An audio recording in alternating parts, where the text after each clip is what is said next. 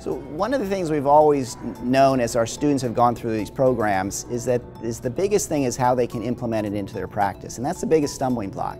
And we know that if we get more students that actually put into practice what they've learned, they're going to be successful. So that was always the roadblock. How do they take what they've learned and put it in practice? So the Wizard was kind of the culmination of a series of events of the checklist and trying to take that and take it to another level to make it even easier for them. If they follow the Wizard and the process, they can't miss anything.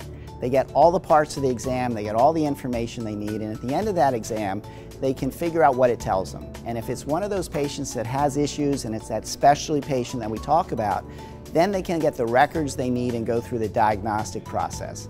And everything they need to do, two-dimensionally, three-dimensionally, is laid out one step at a time. All the information's there. All the tools, the photographs, everything we need to answer those questions are in one place with the tools to answer those questions. It simplifies everything. So it used to take me about 45 minutes to do a two-dimensional workup on a patient. And now if it's already in the Wizard, it takes me about 15 minutes. But that's not the only time savings, because the other things that we have to do, especially on more complex cases, is you've got communications with your specialist, you've got communications with your labs, and I used to sit down and have to write letters and get the information and try to get it to all them. Now with the export feature on the Wizard, it's literally the stroke of a key, type a couple notes, and they get everything in the Wizard, from the examination to the treatment plan. And what I love about it is everybody's on the same page and held accountable, but it makes it so much easier for us to work together.